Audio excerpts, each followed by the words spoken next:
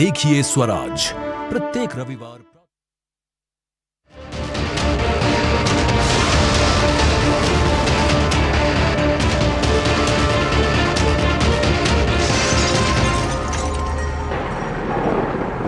नमस्कार, आप देख रहे हैं दो टूक और मैं हूं आपके साथ आरेंद्र। चुनाव आयोग ने आज 5 राज्यों में विधानसभा चुनाव की तारीखों का ऐलान कर दिया है।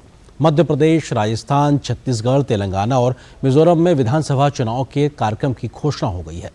मिजोरम में 7 नवंबर को एक ही चरण में वोटिंग कराई जाएगी। छत्तीसगढ़ में 2 चरणों में चुनाव होगा, जिनमें पहले चरण की वोटिंग 7 नवंबर को और दूसरे चरण का मतदान 17 नवंबर को कराया जाएगा। मध्य प्रदेश की बात करें तो उसमें एक ही चरण में 17 नवंबर को वोटिंग कराई जाएगी।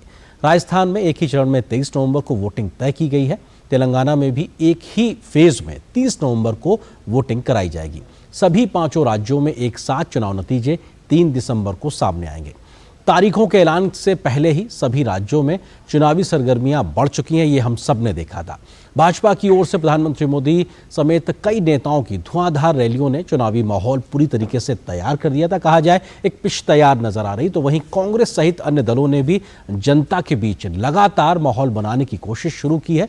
अब ये देखना होगा कि किन किन मुद्दों के आधार पर किस तरीके से तमाम चीजें तय होगी। क्या राष्ट्रीय मुद्दे, राष्ट्रीय चेहरे विधानसभा चुनाव में तय करेंगे तमाम चीज़ों को, या फिर स्थानीय मुद्दे और स्थानीय चेहरे चुनाव केंद्रित होते नजर आएंगे? किस प्रकार के मुद्दे होंगे और राजनीतिक दलों की अभी तक की क्या कुछ तैयारी है, इसी सवाल का जवाब तलाशने की हम करेंगे कोशिश। और मेरे साथ मेहमानों का खास पैनल भी मौजूद है, उनका परिचय कराते हैं। मेरे साथ स्टूडियो में मौजूद है बीजेपी के राष्ट्रीय प्रवक्ता आरपी सिंह जी, मेरे साथ स्टूडियो में मौजूद हैं। इसके अलावा कुछ और खास मेहमान भी हमारे साथ में जुड़ेंगे, उनका परिचय करा देते हैं। ऋषि मिश्रा राजनीतिक विश्लेषक होंगे हमारे साथ में। इसके अलावा राबुला श्रीधर रेड्डी होंगे जो प्रवक्ता हैं BRS के। इसके अलावा वरिष्ठ पत्रकार समीर चौगौरकर साहब हमारे साथ जुड़ेंगे। तमाम खास मेहमानों से समझने की कोशिश करेंगे कि आखिर जो बिसात बिछ गई है एक तरीके से चुनावी रणभेरी के लिहाज से अगर बात की जाए, तो यहां से बात आगे कैसे निकलेगी और किस तरह से तमाम चुनावी राज्यों में अब मुद्दे और मसले तय करते नजर आएंगे। इन तमाम विषयों पे करेंगे। और बात आज का एक तरीके से बात की जाए कि सवाल क्या है, किस सवाल के आधार पे हम आज अपने मेहमानों से समझने की कोशिश करेंगे कि आखिर जमीन पे इन 5 राज्यों में क्या कुछ बदलने वाला है। तो आज का सवाल है 5 राज्यों का चुनावी दंगल, किसके सर सजेगा ताज, किसका होगा मंगल? क्योंकि 5 राज्यों में चुनावी दंगल की शुरुआत हो चुकी है। किसके सर सजेगा ताज और किसका होगा मंगल, ये अपने आप में बेहद महत्वपूर्ण है। किस तरीके से हर कोई कोशिश करेगा, दो टूक में आज हम यही समझने की कोशिश करेंगे इन 5 राज्यों में किसके सर सजने वाला है ताज। लेकिन चुनाव की तारीखों का ऐलान होने के बाद में सभी राजनीतिक दलों ने अपनी अपनी प्रतिक्रियाएं दी हैं। क्या कुछ कहा है आइए आपको सुनाते हैं, उसके बाद इस चर्चा को आगे बढ़ाएंगे। तमाम राजनीतिक दलों की प्रतिक्रियाएं।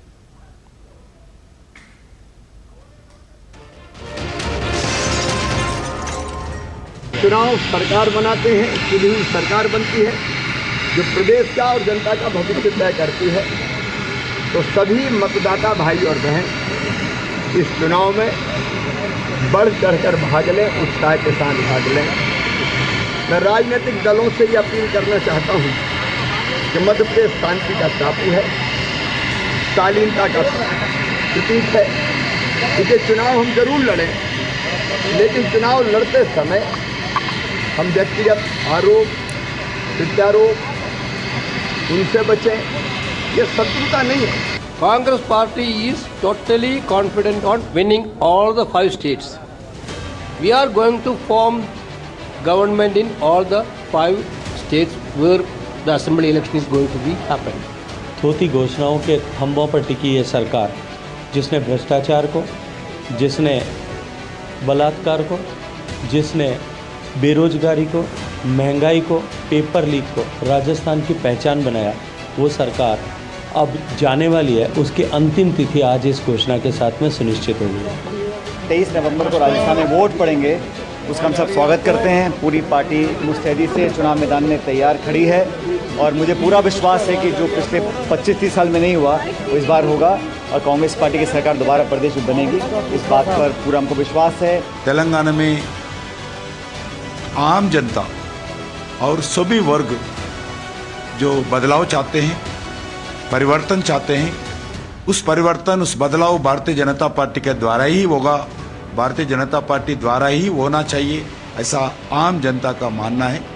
BRS, which is cruising ahead in this poll bubble, will definitely take the blessings of Telangana people third time again, and KCR Garu will spearhead as the Chief Minister of Telangana for the third time. ECI ने जो dates दिए हैं, हमारी party इस election के लिए शुरू से ही तैयार थी और तैयार है। जिसने ठगने का काम किया, धोखा देने का काम किया, एक भी वादा पूरा नहीं किया, ऐसी सरकार को सबक सिखाने के लिए छत्तीसगढ़ की जनता तैयार बैठी है। निश्चित रूप से छत्तीसगढ़ की जनता छत्तीसगढ़ की खुशहाली, छत्तीसगढ़ की तरक्की के लिए मतदान करने के लिए तैयार है। तो सभी तैयार हैं अपने आप में। सवाल लेकिन यही है कि जब सभी अपनी अपनी जीत के दावे कर रहे हैं तो ताज आखिर किसके सर पे सजेगा? ये बहुत बड़ा और मौजूद सवाल है और इसी सवाल का जवाब तलाशने के लिए लगातार मंथन चलता रहेगा 3 दिसंबर तक, जब तक कि नतीजे नहीं आ जाते। खास पैनल मेरे साथ जुड़ा हुआ है, उनका मैं परिचय आपके साथ करा चुका हूं। आरपी सिंह जी हैं, प्रवक्ता हैं बीजेपी के, हमारे साथ स्टूडियो में मौजूद है। ऋषि मिश्रा जी, राजनीतिक विश्लेषक, हमारे साथ जुड़े हुए हैं। इसके अलावा वरिष्ठ पत्रकार समीर चौगावकर साहब हमारे साथ जुड़े हुए हैं।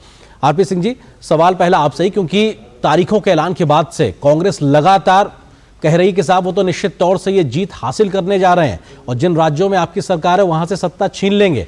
और आज एक बात कदम आगे बढ़ते हुए उन्होंने जातीय जनगणना को लेकर एक और बात कही कि साहब जैसे ही जीतेंगे उसके बाद तमाम राज्यों में तो हम इसको लेकर आगे बढ़ने वाले हैं। आपको लगता है कि ये एक बड़ा मसला है जो इस चुनाव से जस्ट पहले एक बड़े शगुफे के तौर पर आया और ये अपने आप में क्या मतदाता को प्रभावित करेगा इस बार?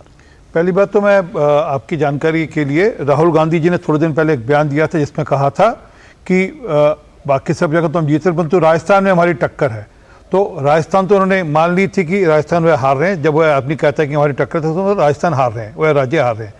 जहाँ तक आपका दूसरा प्रश्न है कि ये जो जातीय जनगणना / सर्वे, को जनगणना तो राज्य करा नहीं सकते, सर्वे करा सकते हैं, परंतु उस सर्वे का भी क्या लाभ? वो अगर सोशो इकोनॉमिक एजुकेशनल पैरामीटर्स उसमें नहीं है और उसमें कई सारे अभी जो कराया उसमें कई सारे लूप होल्स हैं। वहाँ के लोग कह रहे हैं कि गांव कह रहे हैं कि हमारे यहाँ कोई नहीं आया। अब कहाँ बैठक कर हुआ, उसकी मेथोडोलॉजी कह रही, किस ढंग से हुआ, ये भी जानकारी जब तक वह पब्लिक नहीं करेंगे जब तक इस सब का कोई फायदा नहीं। सबका सब प्रपंच के नाते माना जाएगा। और आज राहुल गांधी जी का मैं बयान पढ़ा था, जितनी जनसंख्या उतना उसका हक, कुछ उन्होंने कहा। तो उसके हिसाब से तो पारसियों की जनसंख्या 0.06% है। राहुल गांधी जी पारसी हैं, आपकी सबको जानकारी है इस विषय की नहीं। तो अगर उसके हिसाब से है तो मल्लिकार्जुन खड़गे साहब तय कर ले कि अगर जनसंख्या के हिसाब से उसका अधिकार उसको मिलने वाला है तो राहुल गांधी को कितना अधिकार मिलना चाहिए, ये मल्लिकार्जुन खड़गे साहब या उनकी पार्टी तय कर ले। जी आरपी सिंह साहब, लेकिन वो बात ये कह रहे हैं ना कि एक्सरे करा लीजिए, बीमारी हमको समझने के लिए जरूरी है कि हम जांच कर लें, वो तो ये कह रहे हैं। और बीजेपी एक तरीके से उस पर समर्थन नहीं दे रही, तो वो आपको लगातार इसलिए कह रहे हैं कि साहब आपको जांच कराने में क्यों, क्या दिक्कत आ रही है? एक्सरे करा लीजिए, स्थिति आ जाएगी, हम तय कर लेंगे क्या हमको इस पे इलाज करना है नहीं करना। नहीं, मैंने जो मैंने कहा उसका तो एक्सरे हुआ है ना, वो तो सबकी 2011 का जो सेंसस है वो मैं बता रहा हूँ, सॉरी वो एग्जैक्ट जानकारी दे रहा हूँ आपको मैं कि 0.06% है पारसी हिंदुस्तान में। जी अब वो पार्टी उनकी तय कर ले, जो उनके पार्टी के बाकी सदस्य तय कर ले कि कितनी हिस्सेदारी उनको देनी है या पार्टी में कितना महत्व उनको देना है। असल में क्या है कि ये राजनीतिक प्रपंच रच रहे हैं और सेंसस होगा और उसमें सब जानकारी भी आएंगी, उसमें जो ढंग का जो मेथोडोलॉजी है वो उस ढंग से होगी। अगर ऐसा होता तो इन्होंने क्यों नहीं कराया अब तक वाला सेंसस। और दूसरी बात, ये आज ओबीसी की बात करते हैं, देश के प्रधानमंत्री ओबीसी हैं, इन्होंने कब कोई देश का प्रधानमंत्री ओबीसी दिया? देश के आज प्रधानमंत्री ओबीसी हैं। आप जो केंद्रीय मंत्रालय हैं उसमें कई सारे मंत्री, लगभग 30 से ऊपर लगभग मंत्री ओबीसी हैं। जी तो क्या है कि कोई राजनीति कर रहे हैं, इसके अलावा कुछ नहीं।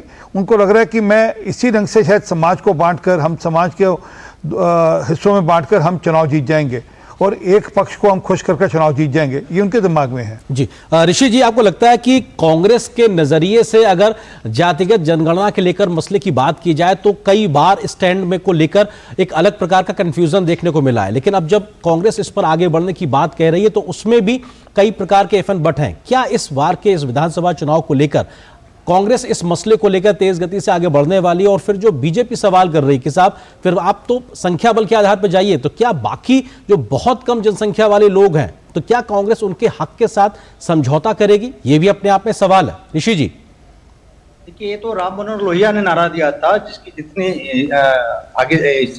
भागीदारी उसकी उतनी हिस्सेदारी। तो राम मनोहर लोहिया का बयान है, और राम मनोहर लोहिया के बयान को मुझे लगता है आरपी सिंह जी हैं, वो कह देंगे कि मैं राम मनोहर लोहिया के बयान से सहमत नहीं हूँ। इंदिरा गांधी जी ने क्या कहा था वो भी बता दीजिएगा। अरे बीच में मत बोलिए ना सर। नहीं, मैंने आपने राम मनोहर लोहिया जी की याद दिलाई, मैंने आपको इंदिरा गांधी की याद दिलाई। ऋषि अपनी बात रखें, आप अपनी बात रखें। मैं माफी चाहता हूँ, मैं तो कुछ माफी चाहता हूँ जी। तो देखिए, जातीय जनगणना को लेकर बीजेपी में खुद कंफ्यूजन है। नो डाउट आज कांग्रेस सीडब्ल्यूसी जो बैठक हुई है, उसमें आपको मालूम होगा कि कांग्रेस ने सर्वसम्मति से यह पास हुआ है कांग्रेस में कि पूरे देश में जातीय जनगणना कराया जाए। और जातीय जनगणना को लेकर यदि बीजेपी का स्टैंड आप देखेंगे तो एक पॉलिटिकल एनालिस्ट के नाते मैं आपको बताना चाहता हूँ कि बिहार में जब जनवरी 2019 में जातीय सर्वे या जातीय जनगणना जो कहते हैं आप, उसको लेकर 9 पार्टियों ने समर्थन किया, और उस 9 पार्टियों में भाजपा भी थी। आप 19 जनवरी 2019 की मैं बात बता रहा हूँ। तो ये भाजपा में खुद कंफ्यूजन है। बिहार में जातीय जनगणना के पक्ष में होती है भाजपा, और फिर राष्ट्रीय पटल पे जो आरपी सिंह जो राष्ट्रीय प्रवक्ता हैं या इनके सबसे बड़े जो नेता नरेंद्र मोदी जी हैं, उन्होंने राष्ट्रीय प्रवक्ता कहते, मुझे इसलिए ऋषि जी आपको नहीं कहना चाहिए ना। मैंने कब कहा जातीय जनगणना के विरोध में? उसका एक प्रोसीजर है। तो मैं कह रहा हूँ आपके बयान से, आपके जो बड़े नेता हैं या आपके कई ऐसे बयान नहीं, से आपने कहा राष्ट्रीय प्रवक्ता, मैं पार्टी का राष्ट्रीय प्रवक्ता बैठा हूँ, मैं कह रहा हूँ हम जनगणना के पक्ष में हैं। मैं अपने बारे में जितेंद्र जी बोल सकता हूं या फिर आरपी सिंह जी से ही बुलवा लीजिए? नहीं, आप बोल रहे हैं सर, आपको सम्मान हम पूरा मौका दे रहे हैं, लेकिन आपने सवाल किया इसलिए उन्होंने जवाब दिया। ये वो अपने बारे में ना जवाब देंगे जी। नहीं, ठीक है, आप अपनी बात रखिए, आप अपनी बात रखिए। अच्छा हुआ ना, आपके सवाल का जवाब भी आ गया, आप अपनी बात रखें। जी, यही डेकोरम है डिबेट का। तो जातीय जनगणना को लेकर बीजेपी में कंफ्यूजन है। बीजेपी खुद ये राष्ट्रीय फलक पे कहती है कि ऐसा बयान है, उससे लग रहा है कि बीजेपी में कंफ्यूजन है। तो मेरा ये मानना है कि जातीय जनगणना होना चाहिए। और जितेंद्र जी आपके पास से भी सहमत है कि परिवार का वो हिस्सा आज भी विकास के पैमाने से विमुख है, तो उनको मुख्य धारा में लाने की जिम्मेवारी हम सबकी है। ऋषि जी, जहां तक इन 5 राज्यों की बात है, मैं न्यूट्रल व्यू बताऊं, राजस्थान में बीजेपी की बहुत बेहतर चांस था। वहाँ जो ये 5 राज्य जो जहाँ चुनाव हो रहे हैं, राजस्थान में बीजेपी का बहुत बेहतर पोजीशन था। खासकर 6 महीना पहले तक तो ऐसा था कि बीजेपी 150 से अधिक सीटें लेके आएगी। लेकिन जिस प्रकार से बीजेपी ने अपने नेताओं को वहां हैंडल किया है, खासकर वसुंधरा राजे को लेकर, उसके बाद मुझे लग रहा है कि ऐसे तो बहुत से कारण हैं, लेकिन एक वसुंधरा राजे भी मुझे लग रहा है कि कारण है। उनको जिस प्रकार से महत्व नहीं दिया गया है, आज भी राजस्थान में वसुंधरा से ज्यादा प्रभावशाली क्षेत्रीय नेता वहां नहीं है। जी, ऋषि जी, और आप उनको पर्दे के पीछे रख रहे हैं जी। उसका प्रभाव भाजपा के नतीजे पे जरूर पड़ेगी। ऋषि जी, आप जो बात कह रहे हैं बड़ा महत्वपूर्ण है। 200 में से 150 सीटें आप बीजेपी को कुछ दिन पहले तक देने की बात कर रहे हैं। बिल्कुल, जी। और ये अभी अपने नेताओं को सही से हैंडल नहीं कर पाए, इसलिए वो संख्या कम हो गई है। लेकिन क्या वो जीत के नीचे आ गई? मैं इस पे आता हूँ, लेकिन मैं आ रहा हूँ। ऋषि जी, आपने जो बात कही ना, वो बहुत महत्वपूर्ण सवाल है, क्योंकि जब जातीय सर्वे जनगणना जो भी कहिए, इन चुनाव में क्या वो एक बड़ा मसला मुद्दा होगा, इस पे जब लगातार बात हो रही है, तो आज भी राहुल गांधी से जब सवाल दर सवाल बात आगे बढ़ी तो निकल के यही आया कि आखिर वो गरीब शब्द इस्तेमाल कर रहे थे, आर्थिक स्थिति इस्तेमाल कर रहे थे। तो जब पैमाना ही वही होगा तो इस तरीके से आगे बढ़ने की जरूरत क्या है? अंततोगत तो आपको उसी दिशा में आगे जाना चाहिए। बिहार में जो भी हुआ है उसमें भी पूरा सर्वे बाहर नहीं आया है। सवाल तो इसीलिए उठ रहे हैं ना कि क्या ये सिर्फ एक पॉलिटिकल गेन लेने के लिए किया जा रहा है काम है इंडिया अलायंस के माध्यम से, या कांग्रेस के लिहाज से? देखिए, सामाजिक ताना बाना ऐसा है आज के जमाने में भी कि आप आज किसी दलित के घर पे जाइए तो कोई ब्राह्मण दलित के घर पे खाना खाना पसंद करता है क्या? आज भी जीताराम मांझी बिहार के मुख्यमंत्री रहे हैं, जो मुसर समाज से आते हैं। एक मंदिर में जब वो पूजा अर्चना करने के बाद निकले तो वहां पे गंगा जल से धोया गया। तो समाज में जो ये कृतियां हैं, उसको कैसे आप रिजॉल्व करेंगे, कैसे कम करेंगे? जब तक आप समाज में जो हमारे वंचित वर्ग हैं उनको यदि समुचित भागीदारी नहीं देंगे, सिर्फ आर्थिक मामला नहीं है। ठीक है, आप आर्थिक पैमाने को आप कमतर और जातीय आधार को ज्यादा अलग की बात कर रहे हैं। मैं आता हूं आपके पास में। हमारे साथ में रावुला श्रीधर रेड्डी जी भी जुड़ गए हैं, प्रवक्ता हैं बीआरएस के। स्वागत है रेड्डी जी आपको हमारे साथ जुड़ने के लिए, क्योंकि आज जब तारीखों का ऐलान हुआ है तो तेलंगाना को लेकर चर्चा लगातार तेज गति से हो रही है, लेकिन जो सवाल सबसे ज्यादा तेलंगाना की राजनीतिक गलियारे में सुनाई पड़ते हैं वो यही कि मौजूदा जो सरकार है उसके ऊपर तमाम प्रकार के भ्रष्टाचार के आरोप हैं, शासन को सही प्रकार से ना चला पाना, इसको लेकर कई सवाल खड़े होते हैं। आपको लगता है कि सबसे बड़ा एक सवाल यही होगा जब विधानसभा में तेलंगाना की जनता चुनाव करने जाएगी तो किस प्रकार से सरकार चली है केसीआर की, यह अपने आप में एक बड़ा मसला होगा। भ्रष्टाचार के आरोप, परिवारवाद के आरोप। देखिए आयुन्द्र जी, ये भ्रष्टाचार की आरोप या परिवारवाद की आरोप कौन कर रहा है? पिछले 10 साल से, अभी हम 9.5 years हो गए, पिछले 10 साल से हमारे सरकार यहाँ पर तेलंगाना नया राज्य बना है 2014 में, वहां से विकास और संक्षेम जो हम कार्यक्रम यहाँ पर अमल किए हैं उसका जो रिजल्ट्स है पूरे देश में कहीं नहीं मिला है।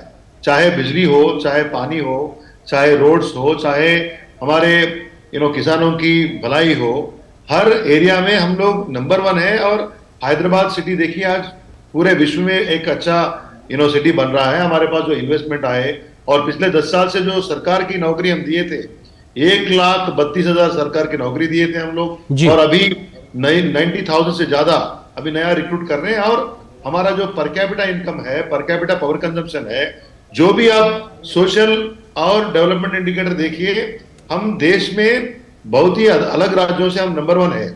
जो कौन सी पार्टी ये बात कर रही है भ्रष्टाचार की?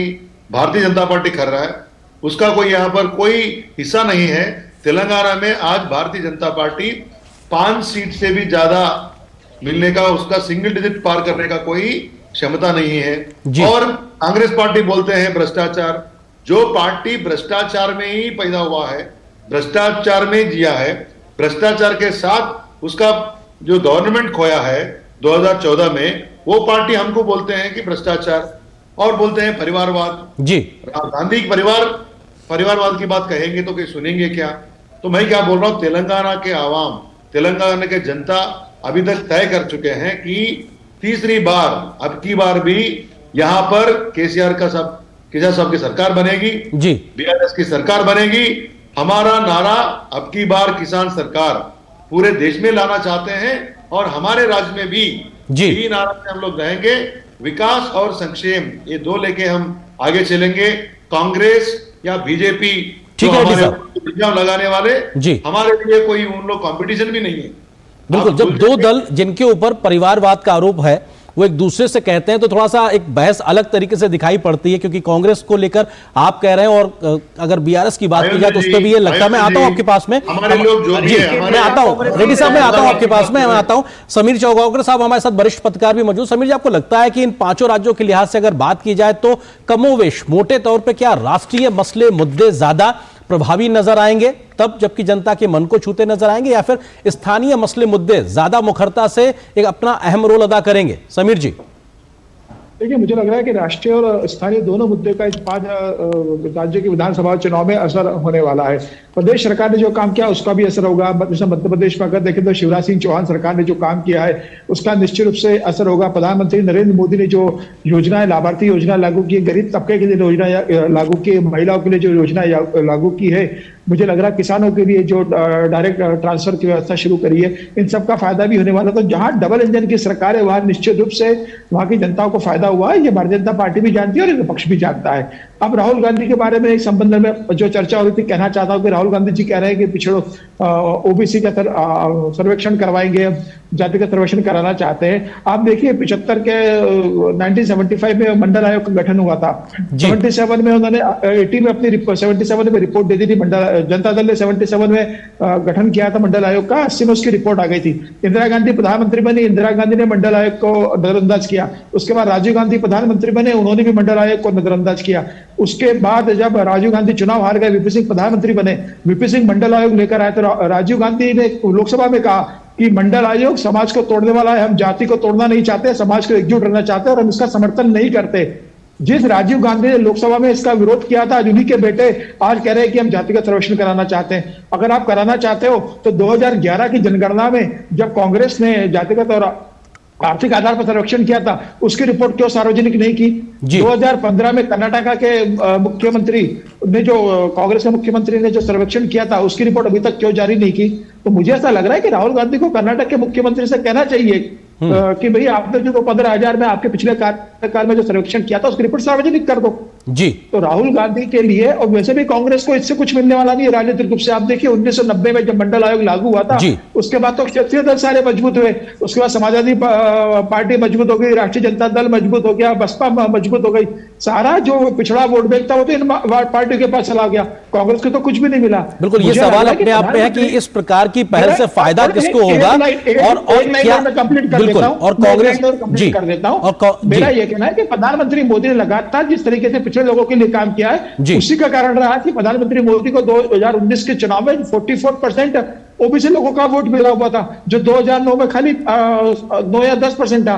प्रधानमंत्री मोदी ने सबका साथ, सबका विकास और सबका विश्वास के साथ जो आदिवासी, पिछड़े, ओबीसी लोगों के लिए काम किया है, लाभार्थी वर्ग तैयार किया है, वो आज भारतीय जनता पार्टी बिल्कुल, ये भारतीय राजनीति में अपने आप एक नया वर्ग भी तैयार हुआ है, लाभार्थी वर्ग, ये अपने आप में सच बात है। समीर जी, मैं आता हूं आपके पास में, एक छोटा सा ब्रेक लेना है, लेकिन चुनाव को लेकर रणनीति क्या है राजनीतिक दलों की, किस तरीके से प्रोएक्टिव तरीके से राजनीतिक दल उतरने वाले हैं, इस मसले पर भी हम करेंगे बात। फिलहाल एक छोटे से ब्रेक के लिए रुकते हैं। मैं क्या जी, सब जानते हैं, जहां दिखे मारियो, अपना समझ के खा लियो।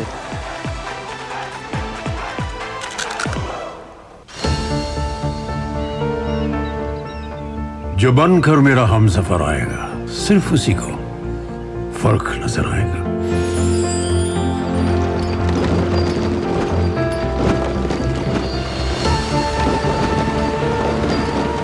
साल, बरस और सदी नहीं, एक युग गुजर जाएगा, उम्र न पूछो वंडर की, जब फर्क नजर आएगा।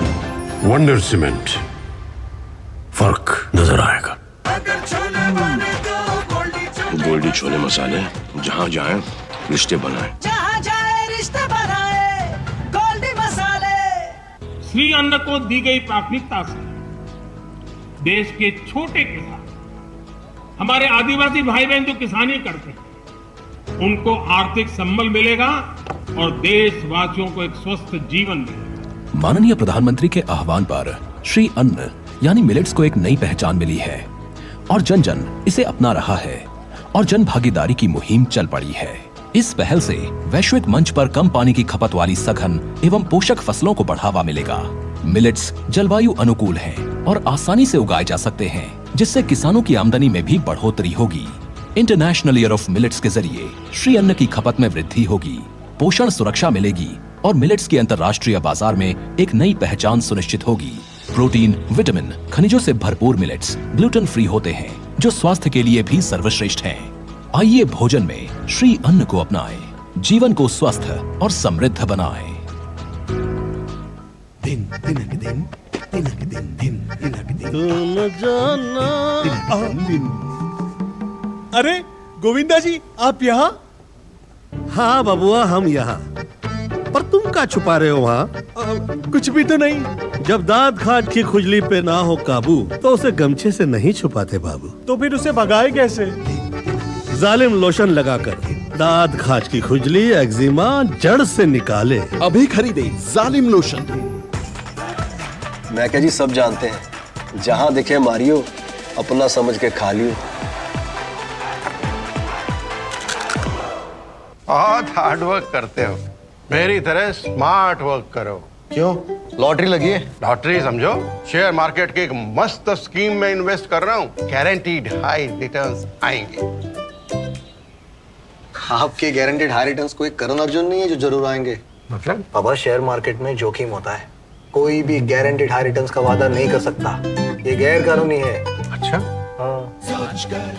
समझ कर इन्वेस्ट कर। जो बनकर मेरा हमसफर आएगा, सिर्फ उसी को फर्क नजर आएगा।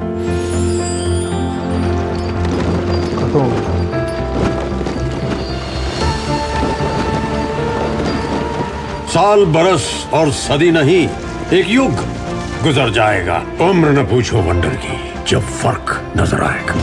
वंडर सीमेंट, फर्क नजर आएगा।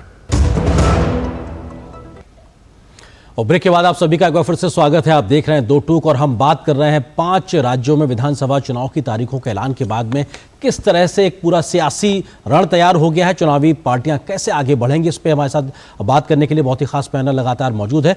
आरपी सिंह जी, क्योंकि अभी ऋषि जी लगातार इस बात का कह रहे थे कि आप अपने राजस्थान के नेताओं को सही से हैंडल नहीं कर पाए, वरना 200 में से 150 सीटें तो आपको आ रही थी। ये एक तरीके से नुकसान है। बीजेपी को लेकर एक लगातार जो पिछली तमाम दशकों की राजनीति है, क्षेत्रीय शत्रपों के तौर पर उसको जाना जाता रहा है। अभी के विधानसभा चुनाव के लिहाज से अगर हम बात की जाए तो आप दिखाई ये पड़ता है कि मध्य प्रदेश की बात की जाए, राजस्थान की बात की जाए तो आपके क्षेत्रीय जो नेता हैं उनको कहीं पीछे रखा जा रहा है और केंद्र का प्रधानमंत्री का नेतृत्व तो लगातार आगे है। क्या ये अपने आप में रणनीति है क्या, और क्या ये नुकसान नहीं करेगी, जिस बात का जिक्र ऋषि जी कर रहे थे इस वक्त? अभी देखिए, हमारी पार्टी समय समय पे नए प्रयोग करती रहती है। हम लोगों ने हरियाणा का चुनाव लड़ा था बिना चेहरे के, हमने महाराष्ट्र का चुनाव जब पहली बार लड़ा था अपने आप पर, तब भी हम बिना चेहरे के गए थे। तो ये अलग अलग समय पर अलग अलग हमारी स्कीम्स रहती हैं, हमारा पार्टी की योजनाएं रहती है। उदाहरण के लिए इस बार हम लोगों ने अपने बड़े चेहरे, बड़े नाम हमने इस बार राजस्थान में, मध्य प्रदेश में सब उतारे हैं। और हमने मध्य प्रदेश में तो अपने कैंडिडेट बहुत देर पहले डिक्लेयर कर दिए थे, तो हमारी तैयारी उस हिसाब से, और हम कितने सीरियस है चुनाव को लेकर ही देखते हैं। परंतु मैं वापस राजस्थान पे आऊँ तो क्या राजस्थान के लोग भूल जाएंगे किस प्रकार से वहाँ पे पिछड़ी जाति के दलित बेटियों के साथ दुष्कर्म किए गए, किस प्रकार लगभग जो मेरे पास डेटा है 810 से ज़्यादा 12 साल की कम बेटियों की वहाँ के उनके साथ दुष्कर्म किए गए, किस प्रकार वहाँ पर निरंतर बेटियों के साथ बलात्कार होते थे। क्या राजस्थान भूल जाएगा वहाँ पर कन्हैया लाल जी को, और क्या भूल जाएगा वह रतन सोनी जी को उदयपुर के और चित्तौड़ के? क्या भूल जाएंगे इन सबको? क्या कि किस प्रकार से उनका गला काट दिया गया था, सर तन से जुदा कर दिया गया था, और वहाँ की सरकार चुपचाप बैठी रही जबकि उनको जानकारी थी कि साहब इस प्रकार की घटना हो सकती है। तो क्या है कि वहाँ की सरकार, राजस्थान की स्पेसिफिक मैं कह रहा हूँ, सरकार निरंतर भ्रष्टाचार में, और ये हम नहीं कह रहे, ये उनके खुद के एक मंत्री खड़े हो गए थे लाल डायरी लेकर, जब वो प्रेजेंट करने के, वो देने गए लाल डायरी सदन के पटल पर स्पीकर साहब को, तो उनकी पिटाई की। हमने कभी देखा नहीं था कि सदन के अंदर कोई भ्रष्टाचार का मामला उठाए उसकी पिटाई की जाए। तो अभी तो समय आने दीजिए, लाल डेयरी के कई सारे खुलासे होने, और इनके सरकार के खुद के मंत्री, वो जो लाल डेयरी के अलावा भी मंत्री निरंतर अपनी सरकार पर अलग अलग प्रकार के आरोप लगाते रहे कि किस प्रकार से वहाँ भ्रष्टाचार हुआ है। और हमारी बात करते हैं, जरा अपना घर तो संभालें पहले। पायलट साहब ठीक चलेंगे नहीं चलेंगे, पता नहीं कितना चलेंगे नहीं चलेंगे। जी ऋषि जी, सवाल यही है कि क्या कांग्रेस की लड़ाई बीजेपी से है, क्या अंदरूनी ये खींचतान बहुत महंगी पड़ने वाली है? क्योंकि ये तो सब कोई जानते हैं, भले ही आप पार्टी के स्तर पे या कितना भी एक बचाव करने की कोशिश की जाए कि साहब सब कुछ ठीक है, बंद कमरे में तय करा दिया जाए, उसके बाद एक फोटो ऑप हो जाता है, लेकिन अभी भी आंखें मिलाते हुए दोनों नेता एक दूसरे का विवादन करते हुए तस्वीरें दिखाई नहीं पड़ती हैं। कांग्रेस आपसी खींचतान में बहुत ज्यादा मुश्किल में है राजस्थान में, और कानून व्यवस्था का सवाल बहुत गंभीर है।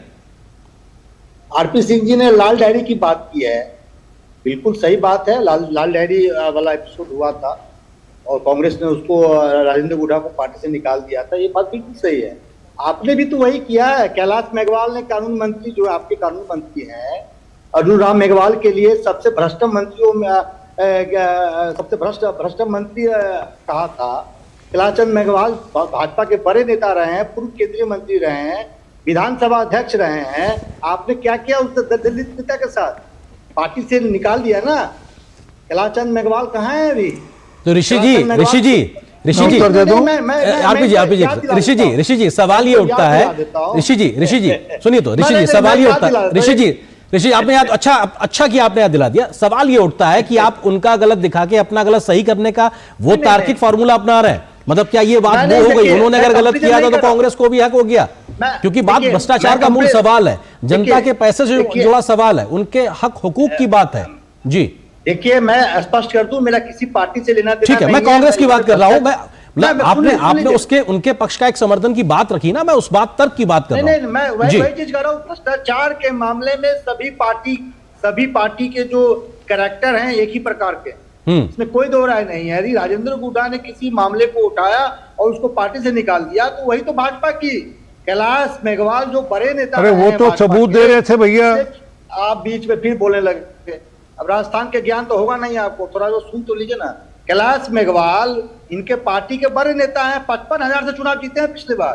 2018 में कैलाश मेघवाल 55,000 वोट से जीते हैं। उन्होंने अर्जुन राम मेघवाल पे आरोप लगाया, जो कानून मंत्री हैं, मोदी जी के फेवरेट मंत्रियों में से आते हैं। क्या हुआ? आप उनको पार्टी से बाहर निकाल दिया ना। तो भ्रष्टाचार में सभी के एक ही है। अब मैं न्यूट्रल भी ये बता रहा हूँ आपको विश्लेषण जी। मैं जो कह रहा हूँ सही कह रहा हूँ। राजस्थान में बीजेपी के संभावना बहुत बेहतरीन थे।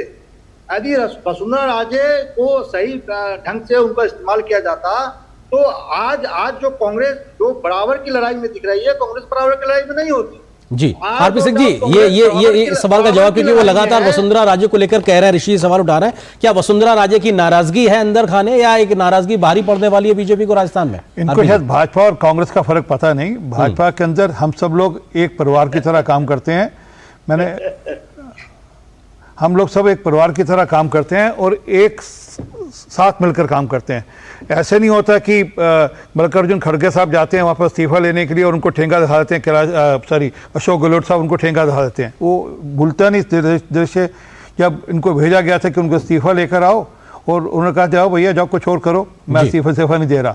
और वो जबकि आज वो पार्टी के अध्यक्ष भी हो गए बाद में, परंतु दिखता है कि किस प्रकार की पार्टी पर जो मूल बात कह रहा था कि ये जो कह रहे हैं कि किसी ने आरोप लगाए, अरे आरोप लगाए तो उनको कोई सबूत देने पड़ेंगे ना। यहाँ तो एक व्यक्ति सदन के पटल पर सबूत रखने के लिए गया, वो लाल डायरी देने गया, भी लाल डायरी जमा कर लो, ठीक है। लाल डायरी में क्या था ये रहस्य है, ये भी ये रहस्य है, लेकिन अभी वो अगर बाहर आएगा तो तभी तो पता लगेगा। लेकिन इस प्रकार का घटनाक्रम विधानसभा में हुआ, ये सबने देखा था। उसकी पिटाई की गई जी, ठीक है, उसकी पिटाई की गई वहां पर, ये तो कभी देखा नहीं था कभी। पर्चा लेके घुमा करते थे जी। ऋषि जी रावुला श्रीधर रेड्डी जी हमारे साथ में मौजूद है। सर वो लाल डायरी एक्सेप्ट कर लेते ना, पर्चा वो खुल जाता सारा का सारा, दूध का दूध पानी का पानी हो जाता। पर्ची खाली पर्ची था सर, दूध का दूध पानी का पानी हो जाता है ऋषि जी। अगर वो डायरी पटल पर आपके स्पीकर साहब एक्सेप्ट कर लेते हैं, जोशी साहब एक्सेप्ट कर लेते, तो दूध का दूध पानी का पानी होता। क्यों पिटाई की उसकी? ठीक है, लेकिन यही है कि आखिर उस डायरी का रहस्य क्या था। ये अपने आप में बड़ा राजस्थान का चुनावी मुद्दा है। रेड्डी जी, क्योंकि आप पिछले कमेंट के समय इस बात का जिक्र कर रहे थे कि बीजेपी की कहीं मौजूदगी नहीं है या कांग्रेस की बहुत हालत खराब है, ले देखिए आपकी ही पार्टी स्थिति में है जो एक बार फिर से सरकार बनाती नजर आएगी। लेकिन अगर बीते समय हम स्थानीय निकाय के चुनाव की बात करें, हमने हैदराबाद में जो स्थानीय निकाय के चुनाव देखे तो उसके नतीजे कई प्रकार के नए राजनीतिक समीकरण की संभावनाओं को लगातार सामने रख रहे थे। आप किसी भी इमर्ज होते हुए एक पॉलिटिकल पार्टी के लिहाज से कैसे एक संकेत होते हैं, ये साफ तौर से उसमें दिखाई पड़ा था। आप कैसे खारिज कर रहे हैं कि तमाम अन्य दलों को वो बिल्कुल बेहतर नहीं करेंगे और आप बेहतर करते नजर आएंगे? लगातार सवाल आपके खिलाफ है, एंटी इनकम्बेंसी को लेकर सवाल आप पे उठ रहे हैं। भ्रष्टाचार के मामले भी हैं रेड्डी साहब। देखिए आयुन्द्र जी, एंटी इनकम्बेंसी की बात ही नहीं है।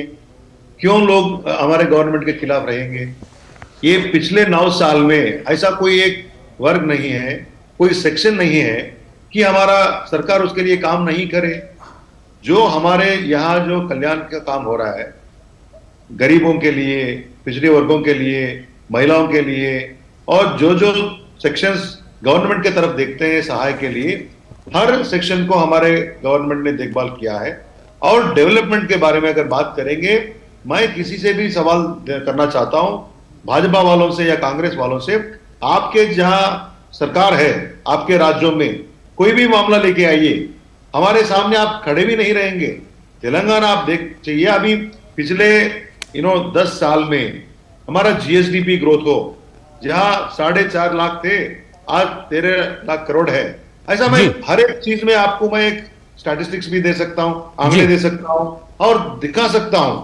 आप ये कांग्रेस पार्टी और भाजपा हमारे सामने कोई कंपटीशन ही नहीं है। क्यों बोले तो कांग्रेस पार्टी को लोग नहीं है। आप अगर तेलंगाना में बहुत बेहतर करेंगे, रेड्डी जी, आप अगर तेलंगाना में बहुत बेहतर करेंगे जी, तभी राष्ट्रीय स्तर पे जो एक उम्मीदें पाले बैठे हुए बीआरएस, वो शायद आगे बढ़ पाएंगे। लेकिन निश्चित तौर से हमें तेलंगाना के विधानसभा के नतीजों पे भी देखना होगा। समीर जी, आप कुछ कहना चाह रहे हैं, क्योंकि ये बेहद महत्वपूर्ण है, किस तरीके से चीजें अनफोल्ड होती नजर आएंगी अभी से लेकर मतदान तक और काउंटिंग तक। समीर जी, मैं बीआरएस के पार्टी के प्रवक्ता से कहना चाहता हूं कि दुब्बक हुजूराबाद सीट कौन हारा था? उपचुनाव के अंदर कौन हार गया था? अगर राव इतने लोकप्रिय मुख्यमंत्री है तो 2 विधानसभा सीटों से चुनाव क्यों लड़ रहे हैं? ये बताएं, इनके रेड्डी और 3 सांसद भारतीय जनता पार्टी में क्यों शामिल हो गए? क्यों इनके 8 से ज्यादा केंद्रीय प्रदेश के मंत्री भाजपा और कांग्रेस के संपर्क में है। आज की तारीख में तेलंगाना के अंदर बीआरएस के सर्वे सर्वा चंद्रशेखर राव चुनाव हारने के स्टेज के ऊपर है। कांग्रेस और भारतीय जनता पार्टी उन्हें तगड़ी चुनौती दे रही है और इसी कारण वह ये सब बातें कर रहे हैं कि भाई हमारा भारतीय जनता पार्टी का तेलंगाना के बारे में अच्छी तरह से आपने एनालिसिस नहीं कर रहे। यहाँ पर भाजपा का कोई बात ही नहीं है। कांग्रेस पार्टी कर्नाटक के बाद आपने बेरोजगारी भत्ता दे दिया कि यूको को जो प्रॉमिस किया था। आपने पत्रकार है, आप न्यूट्रल बात करना है। कांग्रेस कर्नाटक के बाद थोड़ा बहुत उन लोगों का कार्रवाई चल रहा है, मगर ये बात नहीं कि उन लोग ज्यादा सीट मिले। तेलंगाना में भारत राष्ट्र समिति का सरकार फिर बनेगी। मैं हर एरिया में रेड्डी जी मैं आ रहा हूं आपके पास। समीर जी को अपनी बात पूरी कर लेने दीजिए, मैं आता हूं आपके पास। जी समीर जी, तुमको अगर हुजूराबाद सीट कौन जीता था? आज चंद्रशेखर राव समीर जी की आवाज बंद हो गई। आपने कक्षा 1 से लेकर 10वीं तक के छात्रों के लिए जो ब्रेकफास्ट की स्कीम लागू की थी वो लागू कर दी है क्या? अभी कितना करप्शन कर रहा है? कविता के ऊपर दिल्ली शराब घोटाले में आरोप दर्ज है, ईडी में पूछताछ हो चुकी है। तो बहुत आएंगे। तेलंगाना में रहते और दिल्ली में आकर शराब घोटाले में शामिल होते आम आदमी पार्टी के ऊपर भी है। तो आम आदमी पार्टी और बीआरएस का जो शराब का गठबंधन है बहुत जनता भी जानती है। आप क्या बात कर रहे हैं? मतलब दिल्ली तक खुशबू आती है आपके यहाँ से? आयोंद्र जी, दिल्ली तक खुशबू आती है? रेड्डी जी सवाल ये उठ रहा है कि किस प्रकार के भ्रष्टाचार की बात हो रही है और आरपी सिंह जी कह रहे हैं कि उसकी खुशबू दिल्ली तक आती है, हालांकि उसको खुशबू शब्द बेहतर नहीं है। पिछले 9 साल से जब से तेलंगाना बनी पहले दिन से इन लोग यही आरोप करते आ रहे हैं। अरे आरोप क्या कविता बहन को बुलाया गया यहाँ पर? खुशबू की बात आरोप क्यों है? अच्छा ये बताइए, आपने बेरोजगारी भत्ते का प्रॉमिस किया था, कितने का किया था? बेरोजगारी भत्ता देंगे कितने लोगों, कितने युवकों को बेरोजगारी भत्ता दिया? कितना आपने किसानों का कर्जा माफी की बात कर दी, कितने किसानों का आपने कर्जा माफ किया ये बता दीजिए। आप कहेंगे वहां पर आपकी जो टीएसपीएससी है, एसपी जो है वो, उसमें क्या हाल है? वहां पे कितने बार पर्चे लीक हुए? 40,000 वहां कितनी बार पर्चे लीक हुए ये बता दीजिए हमारे को। वहां पे कितना बड़ा भ्रष्टाचार है? वहां सर्विस कमीशन में कितना बड़ा भ्रष्टाचार है बता दीजिए। यही वो सवाल है जो लगातार खड़े हुए। रेड्डी जी मैं आता हूं आपके पास में। ऋषि जी सवाल ये भी है कि तेलंगाना में जो सत्ताधारी दल है वो लगातार आपको खारिज कर रहा है और परिवारवाद का आरोप भी आपके ऊपर लगा रहा है कि साहब एक परिवार की पार्टी किस प्रकार से पूरा साइडलाइन हो गई, लेकिन कांग्रेस बहुत उम्मीदें पाले हुए है। तो ये अपने आप में कांग्रेस के लिहाज से तेलंगाना में क्या अपना हासिल करने की स्थिति दिखाई पड़ रही है इस वक्त? अब देखिए जितने भी रीजनल पार्टी हैं उसमें सबसे बड़ा परिवारवाद है। तो रेड्डी साहब बोल रहे हैं, रेड्डी साहब पार्टी के नेता होंगे क्या? रेड्डी साहब टीआरएस के अगले भविष्य होंगे कि राव साहब के बेटे ही होंगे? तो ये कम से कम बंसवाद पे तो डायलॉग ना दे, खासकर राष्ट्रीय पार्टी। यही लॉजिक तो सर कांग्रेस पे भी लागू होता है ऋषि जी। राष्ट्रीय भाई राव साहब के बेटे के अलावा कोई क्या आपके यहाँ सीएम बन सकता है? अभी सीएम के बाद नंबर 2 का नेता कौन है वहाँ? राव साहब का बेटा या बेटी ही तो पार्टी को हैंडल करते हैं। मेरा ये मानना है कि राष्ट्र हित के लिए राष्ट्रीय पार्टी ही सबसे, मेरा एक पर्सनल व्यू है, हो सकता है कि आप इससे सहमत नहीं हो। राष्ट्रीय हित के लिए, देश हित के लिए राष्ट्रीय पार्टी ही बेहतर है, चाहे वो भाजपा हो या कांग्रेस। जी ठीक है। क्षेत्रीय जो पार्टी होती है उसका अपना एक लिमिट रिजर्वेशन होता है हर विषय को लेकर। चुनाव में लड़के जी पूरे तेलंगाना के लोगों के मदद और से एक बात ऋषि जी रेड्डी जी को अपनी बात करने दीजिए, मैं आता हूं आपके पास में। जी 2 बार हमने सरकार बनाया जी, और 2 बार आप कांग्रेस ही हैं, पूर्ण बहुमति से नेता ठीक है। आरपी सिंह जी ठीक है, मैं आता हूं आपके पास में। आरपी सिंह जी सवाल ये है कि अगर हम हिंदी बेल्ट के इन बड़े राज्यों के लिहाज से बात करें, ऋषि जी आता हूं आपके पास में, मध्य प्रदेश, राजस्थान, छत्तीसगढ़ के लिहाज से बात करें तो ये अपने आप में लगातार इस बात को लेकर स्थिति है कि बीजेपी ने अपने केंद्रीय नेता हो या सांसद हो, ये उतारने का जो फैसला हुआ ये दिखाता है कि क्या बीजेपी इस लड़ाई इसमें कहीं डरी हुई है? हर वो एक टॉप लीडरशिप को लेकर मौजूद है, ये भी अपने आप में जनता को लेकर सवाल है, विपक्षी सवाल खड़े कर रहे हैं। देखिए आप इसका जरा पलट देखिएगा जी कि हम सीरियसली इलेक्शन लड़ रहे हैं, हम तैयारी के साथ इलेक्शन लड़ रहे हैं और हमने अपने कैंडिडेट और बड़े नेता पहले से ही तय करके उतारे। ये नहीं कि आज अभी चुनाव की डेट घोषणा हुई, अभी लिस्ट बनेगी, अभी तो इन बाकी पार्टियों तो अभी कैंडिडेट भी तय नहीं हुए। हमने तो अपने कैंडिडेट उतार दिए ताकि वो एक मैसेज जाए कि पार्टी सीरियसली चुनाव लड़ रही है। और जब एक बड़ा व्यक्ति चुनाव लड़ता है तो उसके आसपास की जो विधानसभाएं हैं उस पर भी उस व्यक्ति का अपनी एक छाप और एक असर होती है, और ये भी मैसेज जाता है कि पार्टी कितनी सीरियस है। सर, लेकिन ये पार्टी कितनी सीरियस है, लेकिन शिवराज सिंह जी का टिकट अभी तक आज बामुश्किल वाली लिस्ट में आया है, इसको लेकर भी सवाल उठ रहे थे, वो भी तो सवाल है।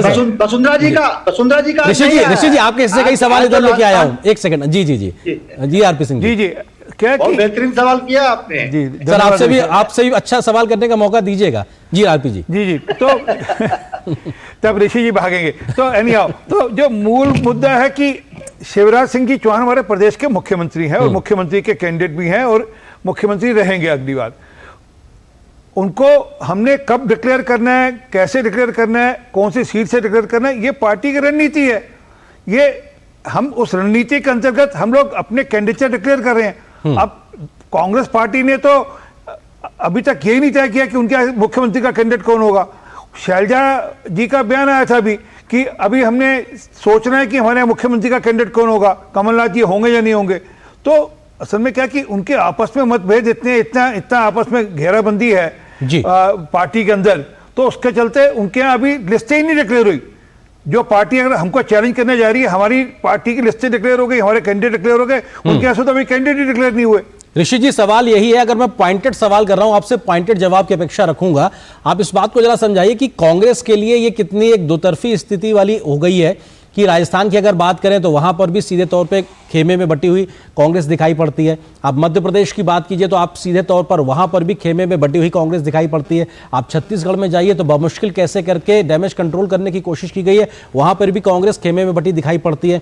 सवाल तो यही है ना कि कांग्रेस विपक्षी के साथ साथ अंदर लड़ाई बहुत ज्यादा लड़ रही है, और यही एक अपने आप में दिक्कत है, इसको नजरअंदाज नहीं कर सकते, और ये जनता भी देख रही है। और मैं पॉइंटेड जवाब चाहूंगा आपसे। और इसी कारण से शायद कैंडिडेट डिक्लेयर नहीं कर पा रहे।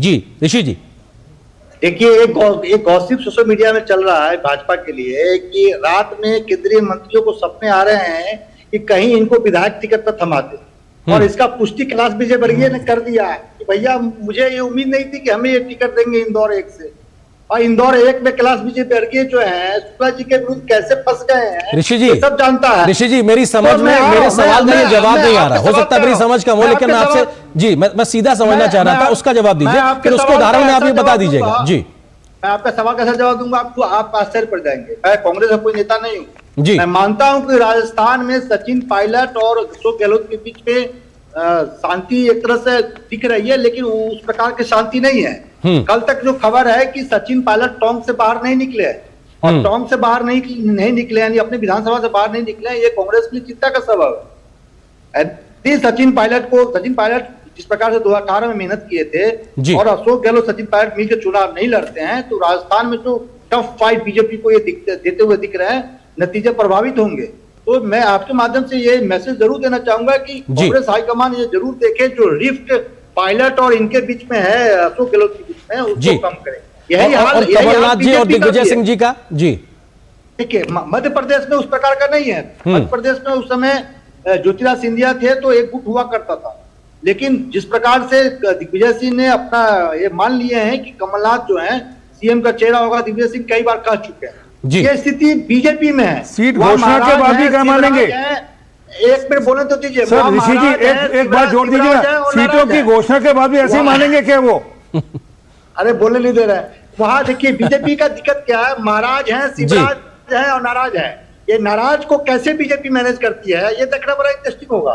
तो ये पहली बार ये देखने को मिल रहा है आपको। आप भी अनुभव करेंगे कि खासकर हिंदी बेल्ट में बीजेपी के लिए चुनाव आसान होता था, वहां टफ फाइट है, हम 1-to-1 फाइट है। इस बार कोई भी पार्टी चुनाव जीत सकती है।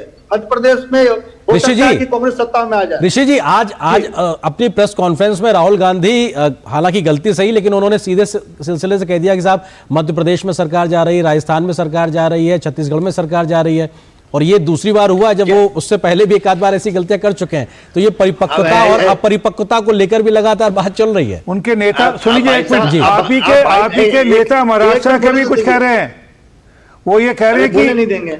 नहीं, हाँ बोलिए भाई जो है छोटे भाई। बोलिए ऋषि जी, बोलिए, हाँ बोलिए, सॉरी बोलिए ऋषि जी, जल्दी से कहता कुछ मुझे ब्रेक लेना है ऋषि जी। हाँ ऐसे बयान तो नरेंद्र मोदी जी ने कई बार ऐसे बयान दिए हैं, कहेंगे तो हंसी आएगी।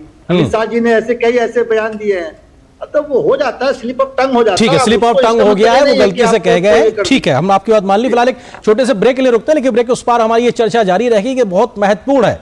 5 राज्यों के विधानसभा चुनाव उस वक्त होने जा रहे हैं जब अगली साल की शुरुआत के समय में देश में लोकसभा के चुनाव संभावित हैं और वो तयशुदा है अपने आप में। तो ऐसे में इन तमाम राज्यों के विधानसभा चुनाव को माना जा रहा है कि एक तरीके से सेमीफाइनल होगा, लिटमस टेस्ट होगा, या किस प्रकार की एक यहां से नतीजे निकलेंगे वो बहुत कुछ देश की राजनीति को भी तय करेंगे।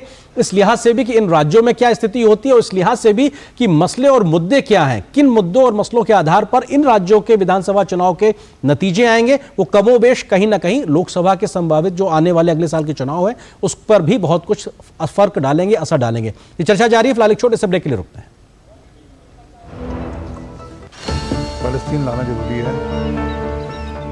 जो बनकर मेरा हमसफर आएगा, सिर्फ उसी को CWC में जो अच्छा है फर्क नजर आएगा।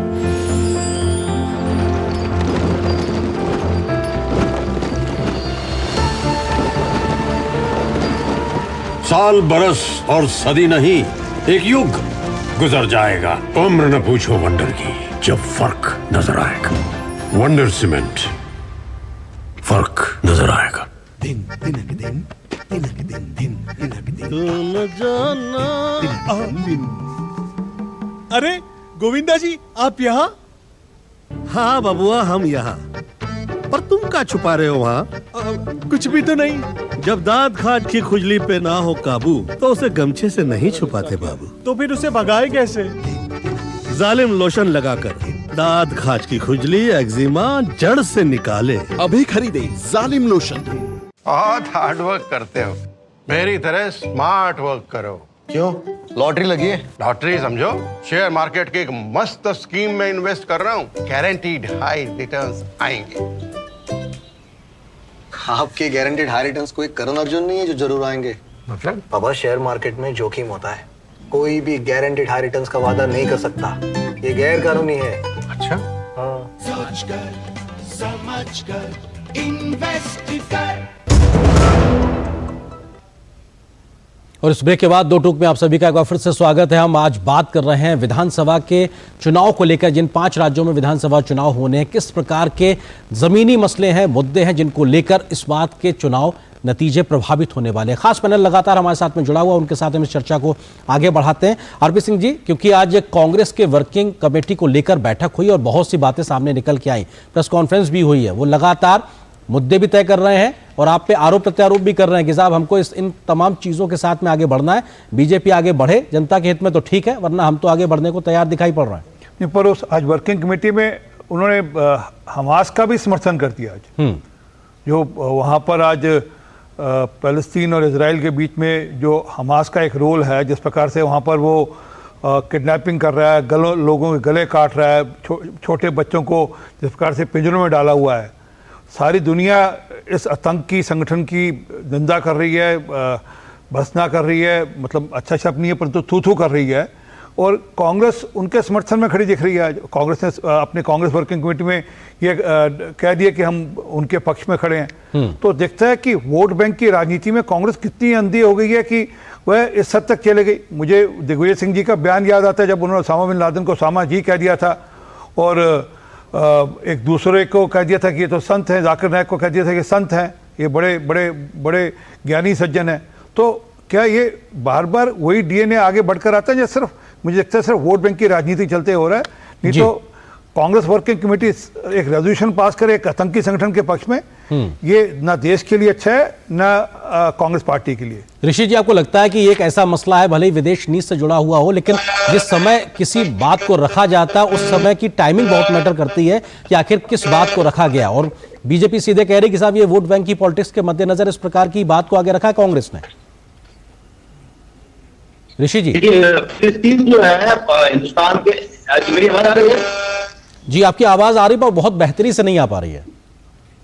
जी रखिए। देखिए, मैं कह रहा हूँ फिलिस्तीन जो है हमारे पुराने मित्र रहे हैं, हिंदुस्तान के पुराने मित्र रहे हैं, और हिंदुस्तान कांग्रेस पार्टी ने किसी देश का समर्थन किया, किसी आतंकवादी संगठन को नहीं।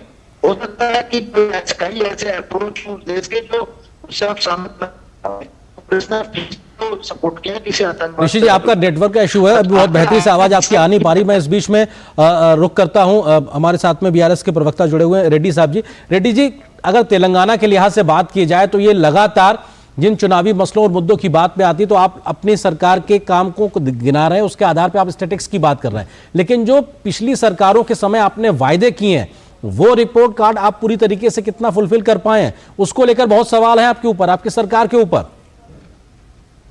रेड्डी जी, सवाल तो रहेंगे ही, मगर जो काम हमने किया है हमारे लोग संतुष्ट हैं। People of Telangana are very happy with our performance. तो इन लोग जो बात कर रहे हैं हमारे ऊपर, जो इल्जाम कर रहे हैं, हमको क्रिटिसाइज कर रहे हैं, इन लोगों को कोई यहाँ पर कोई ग्राउंड नहीं है। जो लोग 60 साल सरकार में थे इससे पहले, वो कुछ नहीं कर पाए, अभी बोलते हैं कि 9 साल में एक नया राज्य में बीआरएस के सरकार के ऊपर बहुत सारे क्रिटिसिज्म करते हैं। और भाजपा यहाँ पर जो हमारे स्टेट डिवाइड हुआ था, बहुत सारे जो बाइफर्केशन प्रोमिसेस दिए थे, जैसे हमारा रेलवे कोच फैक्ट्री हो, स्टील फैक्ट्री हो और दूसरे बहुत सारे चीज जो प्रॉमिस हुए थे, सरकार में रहते हुए सेंट्रल गवर्नमेंट में एक भी काम ऐसा नहीं किया है कि तेलंगाना के लिए कुछ भलाई हो। तो ये दो पार्टियों को तेलंगाना में कोई जगह नहीं है। और मैं खाली राजनीति की बात नहीं कर रहा हूं, यहाँ पर हर चीज में मैं इसलिए बोल रहा हूं, मैं सवाल दे रहा हूं ये दो पार्टीज को, आप आइए, कोई भी मुद्दा, कोई भी सेक्टर, कोई भी डेवलपमेंट इश्यू, कोई भी कल्याण के जो इश्यू आप हमारे सामने लेकर आइए। ठीक है, आरपी सिंह जी वो सीधे तौर पर चुनौती दे रहे हैं कि साहब कंस्ट्रक्टिव डिबेट के लिए आइए और जनता के सामने रखिए। मैं आपका सवाल लेके आया हूं आरपी सिंह जी। जी रेड्डी जी, आपका ही बात का जवाब ले रहा हूं मैं। जी आरपी सिंह जी, इन्होंने किसानों का जो लोन था उनका कहा था कि हम माफ करेंगे, ये बड़ा प्रॉमिस किया था, कर दिए थे हम। सर मैंने टोका नहीं, अच्छी बात नहीं था। जी जी, 39,000 करोड़ दो हिस्सों में पूरे 9 साल में 39,000 करोड़ लोन्स हमारे सरकार ने माफ किया था। 73,000 करोड़ रैतु बंधु जो इन्वेस्टमेंट सपोर्ट। नहीं, एक मिनट रुकिए आप आगे मत भागिए। अरे मैं रैतु बंधु पे भी आऊंगा, मैं तेलंगाना होकर आया, जमीन पे होकर आया। अरे सुनिए ना एक मिनट, आपका टोटल खर्चा कितना किसानों का बताइए जरा, आपने कितने परसेंटेज किया ये बताइए ना। आपने कुछ कर दिया तो उसको आप गाना गा रहे हैं। आपने बेरोजगारी भत्ते की बात करी, क्या दिया आपने बेरोजगारी भत्ता लोगों को, बच्चों को? वहां पे आपने कहा था बेरोजगारी भत्ता देंगे नहीं देंगे। आपके राज्य में जिस प्रकार से पेपर लीक हुए लगातार आपके सर्विस कमीशन के माध्यम से, कितने करोड़ों का भ्रष्टाचार, उसकी जगह जानकारी दे दीजिए। कितने लोगों का आपने बेरोजगार किया इस सेक्टर में? 2 करोड़ की नौकरी 9 साल में, 18 करोड़ में कितने दिए थे, कितना तेलंगाना में आए? में क्यों नहीं? ठीक है, यही जो वाद विवाद है ये जनता तक पहुंचेगा, लेकिन वक्त मेरे पास खत्म हो रहा है। मैं रेड्डी जी आपको रोकूंगा, आरपी सिंह जी आपको भी, समीर जी हमारे साथ मौजूद है। समीर जी, आपको लगता है कि ये जो वाद विवाद है अपने आप में जनता बहुत परिपक्व हो गई है, समझती है? आपको लगता है कि कौन से बड़े चीजें हैं जो जमीनी स्तर पर एक लाभार्थी वर्ग तैयार किया गया, क्या वो बहस भी अपने आप में बहुत महत्वपूर्ण होगी? युवा वर्ग जो पहली बार वोट करता नजर आएगा, महिलाओं का रोल, आप इसको किस तरह से देखते हैं इन आने वाले विधानसभा चुनाव में? समीर जी देखिए, मुझे लग रहा है महिलाओं का एक बड़ा रोल होने वाला है। जिस तरह से प्रधानमंत्री नरेंद्र मोदी ने महिला आरक्षण का बिल लेकर आए हैं, उसके बाद निश्चित रूप से महिलाओं के अंदर एक बहुत उत्साह है और महिला वोटर जो है भारतीय जनता पार्टी के पक्ष में जाएंगी। लेकिन मुझे लग रहा है कि आने वाले विधानसभा चुनाव जो होने वाले हैं वो बेसिकली आरक्षण का मुद्दा जो है उस मुद्दे पर भी होगा। ओबीसी को लेकर भी मामला गरमाएगा राज्यों में, क्योंकि राजस्थान, मध्य प्रदेश, छत्तीसगढ़ में ओबीसी वोटर बहुत ज्यादा, तेलंगाना में ओबीसी वोटर से वो भी मामला गरमाएगा। महिला आरक्षण का मामला होगा। और मुझे लग रहा है राजस्थान के अंदर जो भ्रष्टाचार हुआ और तेलंगाना के अंदर जो करप्शन के इश्यूज है वो मामला भी बहुत गरमाएगा और जनता इस आधार पर वहां मतदान करेगी। मध्य प्रदेश में शिवराज सिंह सरकार ने जो देश जनता के हित में काम करी है उसके आधार पर मतदान होगा। और छत्तीसगढ़ में भूपेश बघेल ने जो कोयला घोटाला और बाकी जो खनन घोटाला करे उसके खिलाफ वहां पर मतदान होगा। तो मुझे ऐसा लग रहा है कि आने वाले चुनाव में मध्य प्रदेश, छत्तीसगढ़, राजस्थान तीनों जगह भारतीय जनता पार्टी बहुत आराम से सरकार बनाने जा रही है। और तेलंगाना में भी बीआरएस को एक कड़ी चुनौती। बिल्कुल, ये अपने आप में बहुत बड़ा सवाल है कि आखिर जनता किसके सर पे ताज पहनाती है, ये अपने आप में देखना बहुत जरूरी होगा। लेकिन फिलहाल आप सभी मानवों को बहुत बहुत शुक्रिया। आरपी सिंह जी आपका, ऋषि जी आपका, रेड्डी जी आपका, इसके अलावा समीर जी आपका हमारे साथ जुड़ने के लिए। इस विशेष कार्यक्रम दो टूक में आज बस इतना ही। लेकिन डीडी न्यूज पर खबरों का सफर लगातार जारी है। लेकिन ये विधानसभा चुनाव को लेकर जो लगातार सरगर्मियां बनी हुई हैं, इसकी तपिश को लेकर, तमाम मसले और मुद्दों को लेकर हम लगातार हाजिर होते रहेंगे आपके साथ में। फिलहाल आज बस इतना ही। नमस्कार।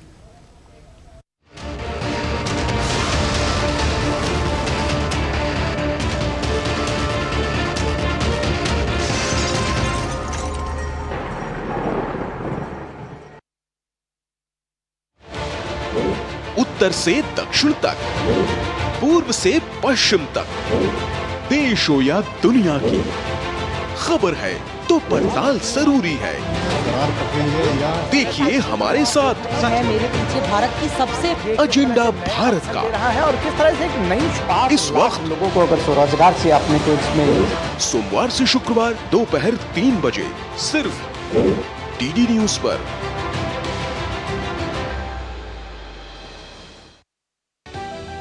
समाज की बेड़ियां तोड़कर हासिल किए अनोखे मुकाम, उज्जवल भविष्य के स्वप्न के साथ उन्मुक्त गगन में भरी उड़ान, बाधाओं के बंधन काटकर साबित की अपनी पहचान, जो अपने बुलंद हौसलों से सामाजिक बेड़ियां तोड़कर लिख रही हैं वीरता की गाथाएं। मैं उन्मुक्त, मैं स्वच्छंद, मेरा ध्येय अनंत, मेरी दिशा अनंत। मिलिए इन प्रेरणादायक शख्सियतों से मेरे साथ कार्यक्रम तेजस्विनी में, सिर्फ डीडी न्यूज पर।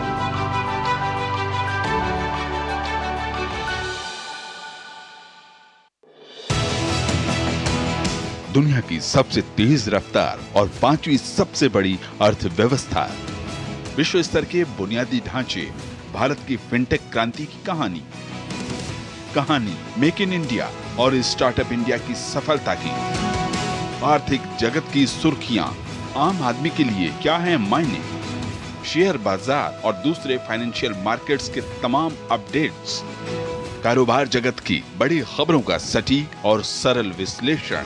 देखिए इकोनॉमी टुडे सोमवार से शुक्रवार सुबह 9:30 बजे सिर्फ डीडी